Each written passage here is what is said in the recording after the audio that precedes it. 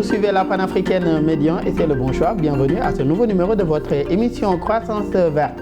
Aujourd'hui, il sera question de parler de maisons autonomes à l'International City, une cité au cœur d'Abidjan en Côte d'Ivoire. Un souffle nouveau s'élève. Chaque rayon de soleil est transformé en énergie. Chaque goutte d'eau devient source de vie. On vous amène dans une cité où nature et innovation s'unissent pour offrir aux habitants autonomie et espoir. Il s'agit de maisons autonomes, aussi appelées maisons autosuffisantes. Ce sont des logements qui ne dépendent pas des réseaux publics d'approvisionnement en eau, en électricité et en gaz. Ces maisons produisent elles-mêmes l'ensemble des ressources nécessaires à ses occupants grâce à des technologies durables et des systèmes d'énergie renouvelable. Vous découvrirez tout cela avec le reportage réalisé par nos confrères. Mais avant, nous recevons également sur ce plateau Madame Adam Ndour. Vous êtes ingénieur en génie civil, spécialisé dans la construction durable. Vous êtes également CEO de la compagnie africaine de construction en terre, Compact. Vous travaillez également dans la protection de l'environnement par la promotion des habitats durables. Un honneur de partager ce plateau avec vous et merci d'avoir répondu présente à notre invitation. C'est moi qui vous remercie pour l'invitation. Merci également à vous et place à notre reportage réalisé par Noam Karsinkati, Marema Diop et Moussa Ndir. Aujourd'hui, en Côte d'Ivoire, un projet unique en son genre voit le jour dans le district d'Abidjan nommé International City. Imaginez une cité où chaque maison est autonome, alimentée par l'énergie solaire et l'eau potable provenant de forages propres, loin des coupures fréquentes et des factures élevées. Ce projet, c'est l'initiative d'une entreprise sociale fondée par le docteur Lamine Traoré qui allie énergie, agriculture et hydraulique pour un développement durable et respectueux de l'environnement. Nous avons mis un système en place qui permet de satisfaire le besoin de tous les clients que nous recevons dans nos sièges. Et aujourd'hui, nous construisons des maisons haut standing, moyen standing et les maisons sociales ainsi que les maisons économiques. Notre système aujourd'hui, c'est de permettre aux clients de pouvoir vivre dans leur maison sans toutefois attendre un côté électricité et de la plomberie. Les clients qui adhèrent à la demande, nous installons des énergies dans leurs différentes pièces. On va voir, vous allez voir ici, vous voyez que ce sont nos batteries qui sont là. Voilà, c'est des batteries lithium de 10 kW. Nous avons deux onduleurs de 6 kW, 6 kW qui font 12 kW au total, les deux. Également, l'installation avec tout ce qui est protection, les parafoot, l'automatique. Et puis, bon, voilà. Il faut aussi dire que c'est un système hybride, voilà, qui permet d'alimenter non seulement le bâtiment. Ici, il n'y a pas la présence du réseau national. Donc, aujourd'hui, c'est un système écologique. On parle de l'énergie verte, on parle de l'énergie renouvelable. Donc, c'est un peu ça. Et voilà comment ça se présente. Donc, on va essayer de voir un peu comment ça fonctionne à l'intérieur. Il y a un peu d'idée de jeu. Voilà la capacité, hein, vous voyez. Vous savez, en 220 volts, la batterie. C'est l'arrivée des panneaux. Voilà. En journée, c'est les panneaux qui alimentent directement le bâtiment. C'est un système avec des injections directes qui alimentent directement le bâtiment. Et au même moment qu'elle alimente le bâtiment, au même moment, elle charge la batterie. Et lorsque la batterie elle est chargée directement, systématiquement, elle ne reçoit plus de l'énergie vers les batteries. Le courant est dirigé directement vers le bâtiment. Maintenant, pourquoi les batteries? Parce que quand on veut utiliser l'énergie solaire, il faut l'utiliser en 24 heures sur 24. Les batteries, ils se rechargent en journée. Et le soir, c'est quand on appelle ça les accumulateurs. Ils stockent l'énergie. En journée, les batteries prennent le relais. Nous avons les supports en alu. Voilà. Et un appartement 12 panneaux de 430. Voilà. Qui permet de charger correctement également les batteries. Également permettre à cette villa duplex d'être autonome, qui ne dépend pas du réseau national.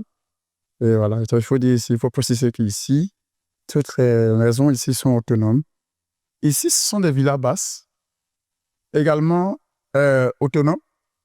Voilà, comme vous le voyez ici, une villa super également autonome.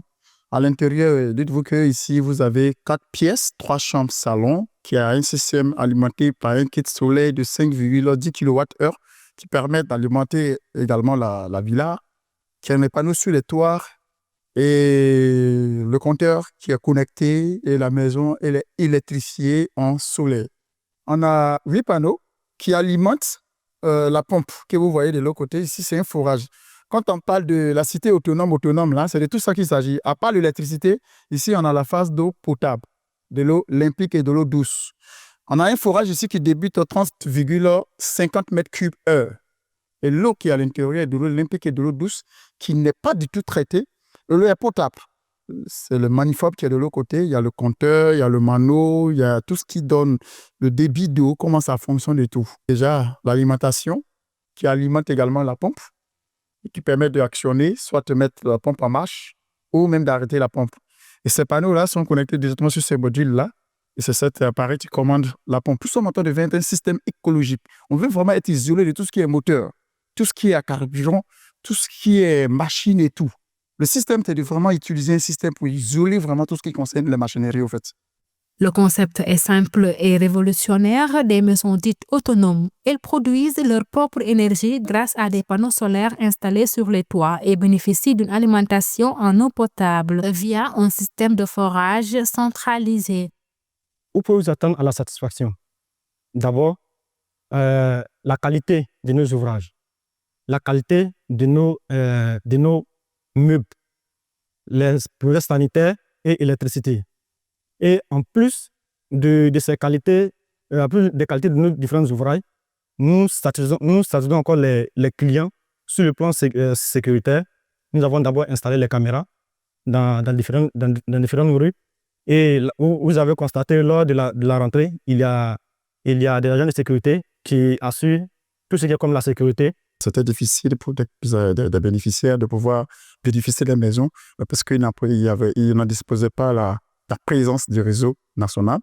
Et c'est ainsi que nous avons proposé l'idée de réaliser des maisons autonomes qui disposaient déjà d'un système solaire avec également avoir un forage qui alimente toute la cité.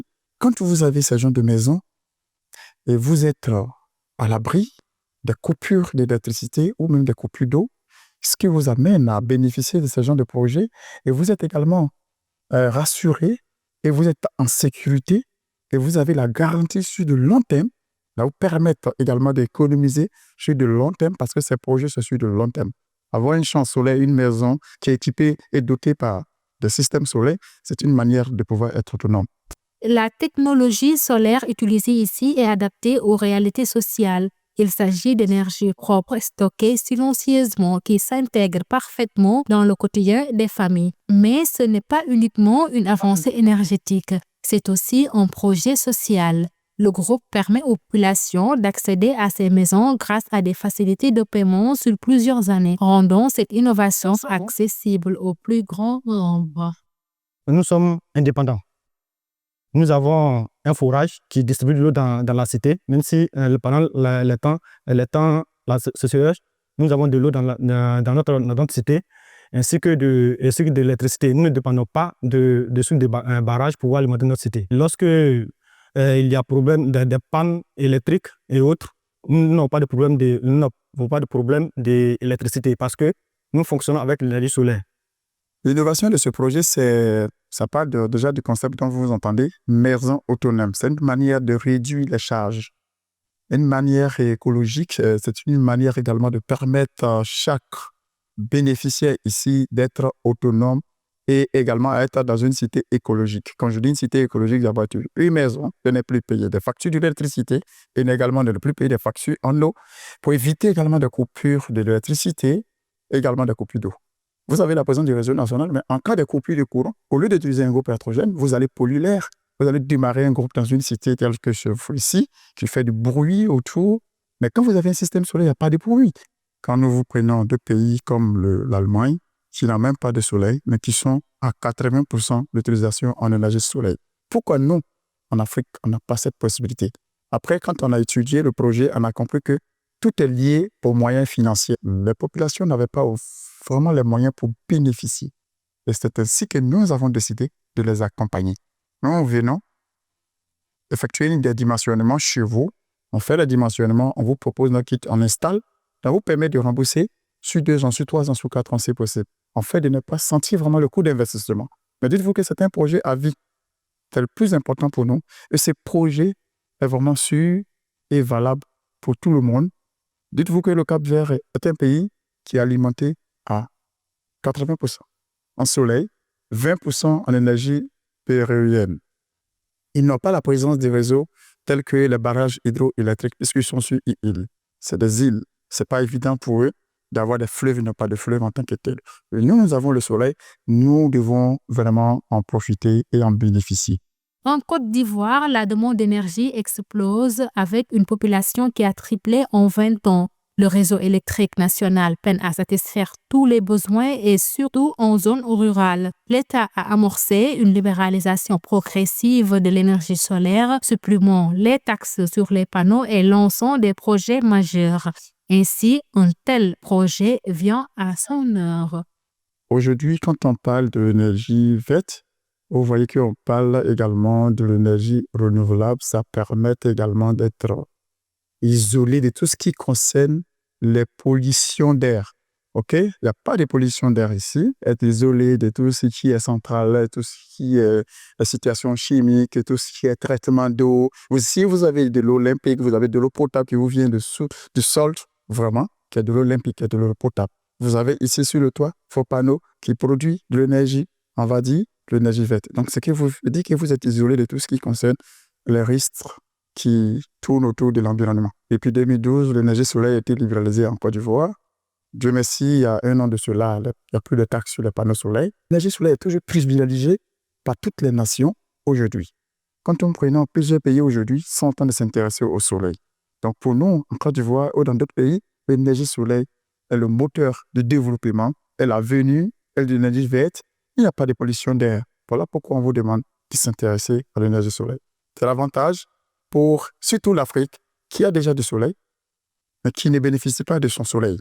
Nous, pour nous, c'est d'amener cette population à bénéficier du soleil que nous avons, mais pouvoir le transformer, à l'utiliser à notre manière. Ce projet à International City montre la voie d'un futur où l'autonomie énergétique, l'accès à l'eau potable et le respect de l'environnement vont de pair. Un avenir où la croissance démographique ne sera pas un frein, mais une opportunité grâce à l'innovation, au partenariat et à la vision sociale. La Côte d'Ivoire et l'Afrique toute entière peuvent espérer un développement durable, porté par le soleil et l'eau, source de vie et d'espoir.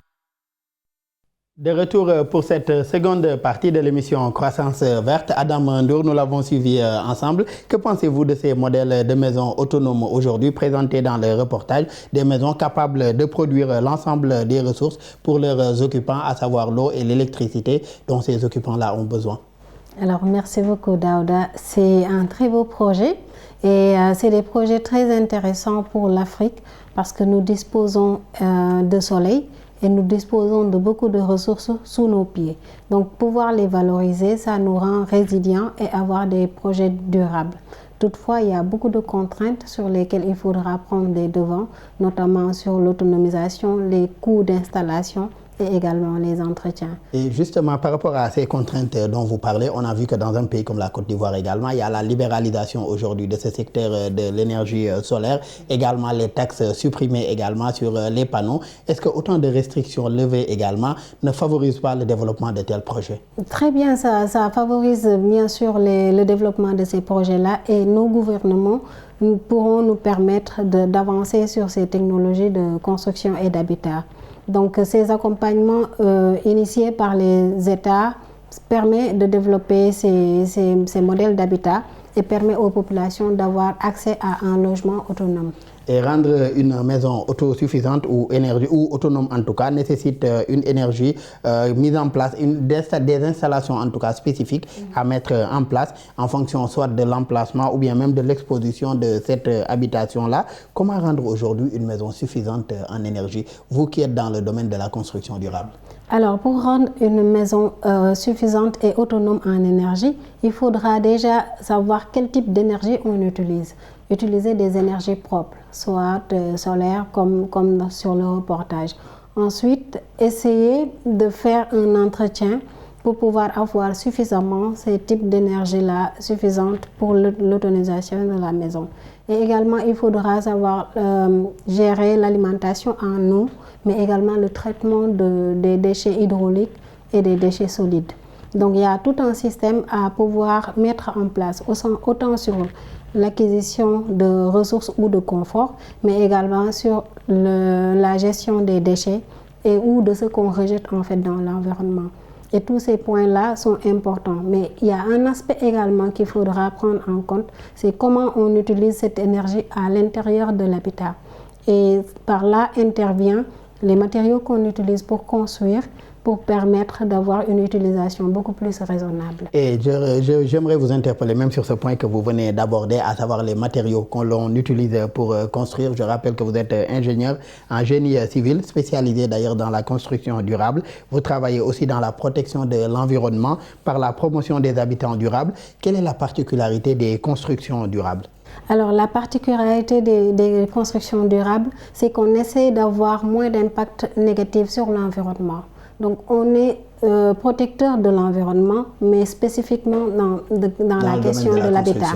Exactement. Et par là, on utilise des matériaux de par leur exploitation qui ont moins d'impact par l'exploitation, la production, mais également la construction avec ces matériaux-là.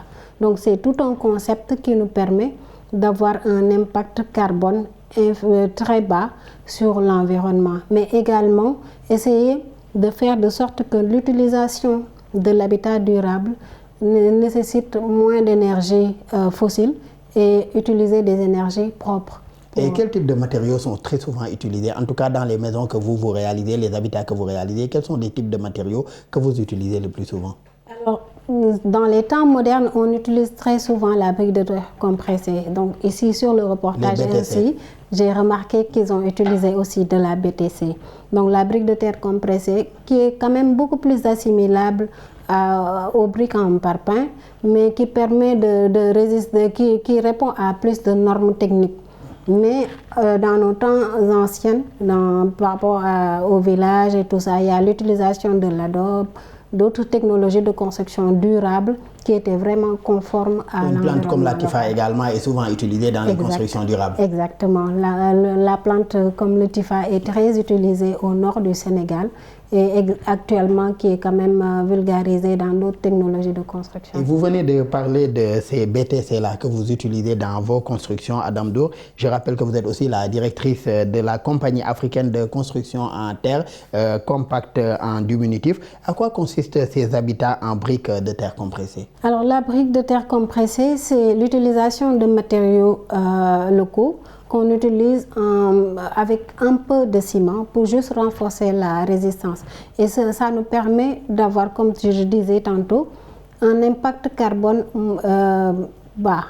Donc on utilise ces matériaux-là pour avoir des habitats, pour vraiment promouvoir l'habitat durable et un confort dans nos bâtiments. Mais qu'en est-il également du coût? Puisque ces maisons également, on a vu l'exemple de la Côte d'Ivoire où il y a certaines facilités qui sont mises en place pour faciliter l'acquisition en tout cas de ces logements aux populations, même de la moyenne classe. Mais qu'en est-il de l'acquisition comparé aujourd'hui au bâti? Puisque ce qu'on voit le plus souvent quand même, ce sont des constructions en ciment et autres constructions en dur, même si de plus en plus dans un pays comme le Sénégal également se développent également ces constructions durables-là. Qu'en est-il des coûts? Est-ce que les coûts également de vos constructions durables sont accessibles également à la plupart ou bien au grand nombre des citoyens?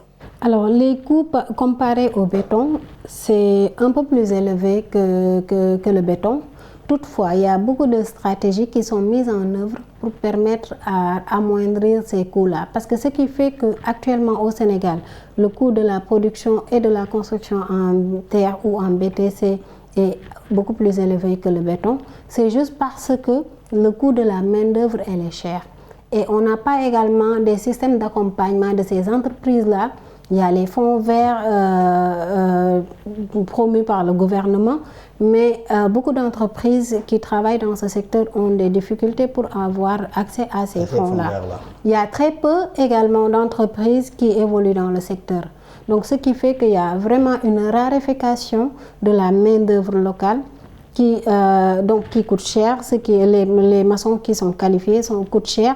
Il y a très peu d'ingénieurs ou de techniciens spécialisés et c'est pourquoi il y a ce coût élevé par rapport au béton.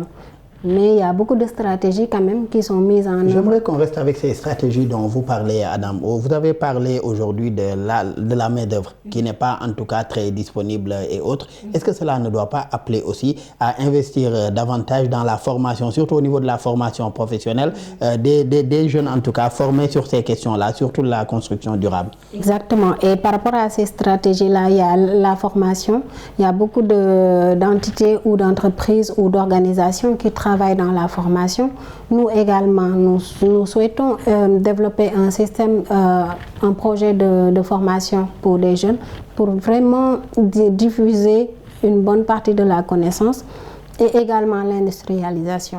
Actuellement, nous avons un pas vers l'industrialisation. Actuellement, on a notre unité de production industrielle qui est à Kignanbour. Donc, nous incitons les autres acteurs à passer à l'échelle industrielle. C'est difficile, mais on pourra développer cette industrie-là et appeler plus d'investisseurs en fait à pouvoir nous accompagner. Et vous êtes dans cette phase d'industrialisation-là, vous avez choisi également d'investir dans ce domaine-là qui est la construction durable. Pourquoi d'abord ce choix, après vos études en tant qu'ingénieur en génie civil, pourquoi avoir opté pour la construction durable, les habitats durables? Je suis tombée comme ça dans le secteur de la construction parce que j'avais un background de géotechnicien. Donc j'ai étudié tout ce qui est matériaux, roches, géologie et tout ça. Et je suis tombée comme ça dans le secteur de la construction en terre. Et pour mes premières expériences professionnelles, je suis tombée sur un projet à Kaolack. Et du coup, je me suis auto-formée, j'ai rencontré pas mal d'acteurs. Je suis en collaboration avec l'école, des professeurs de l'école d'archi de Grenoble, donc avec Cratère, l'association Cratère. Et c'est comme ça que je me suis auto-formée et renforcé mes compétences. Et de plus en plus au Sénégal également, nous voyons beaucoup de jeunes investir dans ce secteur dans lequel vous êtes, le secteur des constructions durables. Vous avez parlé tout à l'heure de la nécessité de la formation, mais aussi de l'accompagnement des autorités publiques. Vous concernant aujourd'hui, au-delà de la construction, vous vous êtes lancé dans l'industrialisation. Sentez-vous également ce soutien des pouvoirs publics par rapport à votre secteur et aux entrepreneurs que vous êtes? Alors, pour le moment, il y a quand même... on sent moins l'État par rapport à cette dynamique de valorisation. Toutefois, il y a des initiatives qui sont développées par l'État du Sénégal, notamment les maisons de la jeunesse et de la citoyenneté, et d'autres projets comme le TER pour lequel les gares ont été construits en briques de terre compressées. Donc, on voit quand même quelques initiatives. Mais on appelle l'État déjà à accompagner les entreprises, à encadrer aussi le secteur, parce qu'il y a beaucoup de normes qui nous freinent pour pouvoir compétir sur des projets d'envergure, donc des normes techniques. Il y a le LNR BTP, le laboratoire national de référence, qui accompagne les acteurs, mais on aimerait quand même un peu plus de coups de pouce pour pouvoir développer le secteur. Ensuite, il y a le domaine de la recherche et développement qui est important. Nous avons bénéficié d'un ticket pour faire de la recherche et développement. S'il y a ces appuis-là, nous pourrons quand même mettre en place des matériaux de qualité et pouvoir compétir avec... Et soutenir, en tout cas, un soutien davantage venant de la part des autorités publiques par rapport à tout ce que vous faites également dans ce domaine-là. Et on sait que vous contribuez aussi, comme vous l'avez dit tout à l'heure, vous contribuez en tout cas à réduire ces émissions de gaz à effet de serre et tous nos États, pour la plupart en tout cas de nos États, se sont engagés aussi au titre de l'accord de Paris à réduire leurs émissions de gaz à effet de serre. Et face au boom démographique noté en milieu urbain, comment ces maisons autonomes-là peuvent constituer également une alternative fiable et durable pour satisfaire les besoins en énergie et même en eau? Alors, au Sénégal, actuellement, on a un déficit déjà d'habitat de plus de 400 000 unités. Donc, sur ces 400 000 unités, si l'État accompagne les entreprises qui font de la construction durable à pouvoir au moins 10% ou 20% de ces maisons-là sont construites en matériaux durables, ça a un impact important sur l'environnement. Un boom démographique a un impact sur l'environnement et sur les terres. On voit qu'actuellement, toutes nos villes sont engorgées, sont polluées. Donc, toute cette pollution-là, il y a un système d'urbanisation à permettre à gérer, mais également l'habitat est au cœur des actions. Donc, nous appelons l'État et les autres acteurs aussi, dans le secteur immobilier, à pouvoir se lancer dans ce secteur-là et pouvoir accompagner. Et j'aimerais qu'on reste également avec ce secteur immobilier dont vous venez de parler. Nos États également disposent de sociétés immobilières nationales. Est-ce qu'également un appui ou bien une collaboration entre vos structures qui sont dans la construction durable et ces sociétés immobilières nationales, surtout dans le cadre de l'accès au logement aux populations, cela ne pourrait pas aussi constituer un coup de pouce pour vous et même une contribution également à combler ce déficit-là? Exactement. Et en fait, c'est la contrainte qui est là, qui nous permet pas de passer à l'étape ou de passer directement à l'étape industrielle.